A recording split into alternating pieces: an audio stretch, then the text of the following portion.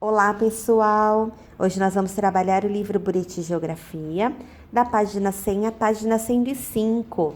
Iniciaremos a unidade 4, em cada lugar, um modo de viver. Página 100 e 101. Em cada lugar, um modo de viver. Olhem aí no livro de vocês, vão observar 3 regiões bem diferentes. Observem as características da paisagem de cada lugar mostrado nas imagens. É possível perceber diferenças relacionadas à vegetação, né? E ao clima de cada lugar. Então, a primeira foto, que é um trecho da região polar ártica no norte do Canadá, é um lugar com neve e de clima frio.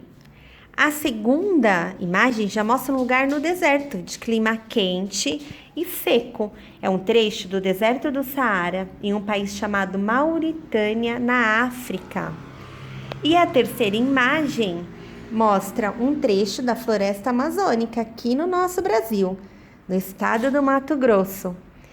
Já neste local, o lugar é com bastante vegetação e de clima quente e úmido.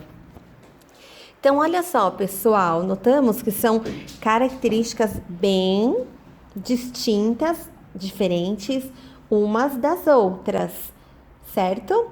Agora, como será que deve ser o modo de vida das pessoas que habitam nesses lugares? Será que são iguais? Como será que eles se vestem, se alimentam, trabalham? Como que eles constroem suas casas? Como é que eles se locomovem de um lugar para o outro? Tudo isso nós vamos descobrir nesta unidade. Venham com a professora, que nós vamos falar hoje já um pouquinho sobre viver na região polar ártica e também viver no deserto do Saara. Vamos lá? Página 102. Diferentes lugares, diferentes modos de vida. Nós sabemos que existem muitos lugares diferentes no nosso planeta. Porém, nós vamos aprofundar um pouquinho, aprender sobre as curiosidades e maiores especificações dos 3 exemplos que o livro nos trouxe. Primeiro, vamos falar sobre viver na região polar ártica. O povo Inuit habita a região polar ártica próxima ao Polo Norte. Eles ocupam principalmente as terras da parte norte do Canadá, uma área chamada Nunavut. Observem aí no mapa, no livro de vocês, onde está marcada a região do Canadá e o território de Nunavut. É nesta região onde se localiza o povo Inuit. Na página 102, nós temos uma perguntinha já logo abaixo do mapa. Como é chamada a área ocupada pelos Inuits no norte do Canadá? Então, ponto de interrogação, a resposta completa. A área ocupada pelos Inuits no norte do Canadá é chamada Nunavut. A região polar ártica é uma das mais frias do planeta. A superfície fica coberta de gelo a maior parte do ano. Antigamente, os Inuits habitavam os iglus, moradias feitas de blocos de gelo e neve.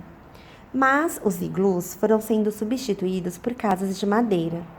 Atualmente, os iglus são utilizados como abrigos temporários nos períodos em que a caça é permitida. A mineração, a pesca e a caça estão entre as principais atividades dos Inuits. Eles também praticam artesanato, fazendo esculturas para vender aos turistas ou para participar de exposições em galerias de arte.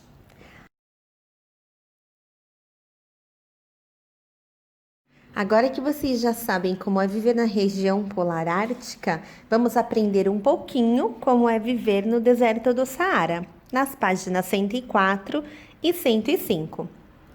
Os tuaregs vivem em diversas áreas do deserto do Saara, uma vasta região onde quase não chove e praticamente não existem plantas.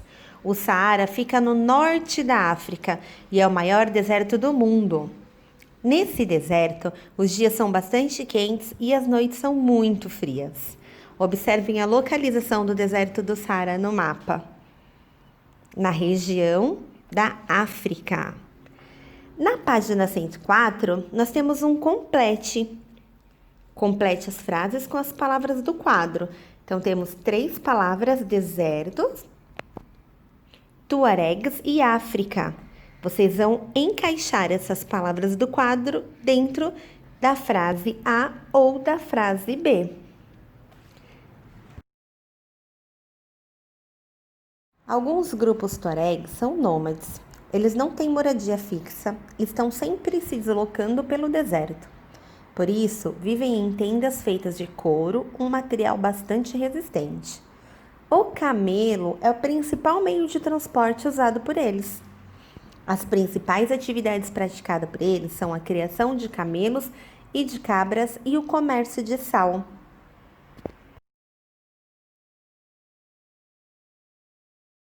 Para finalizar, na página 105 tem uma pergunta. Por que alguns grupos tuaregs vivem em tendas? Como nós vimos no texto, eles são grupos nômades. Eles não têm moradia fixa, né? Lembra que a gente viu no texto? Eles vivem se deslocando pelo deserto. Então, a forma de proteção deles e abrigo também precisa ser flexível. Por isso que eles utilizam as tendas.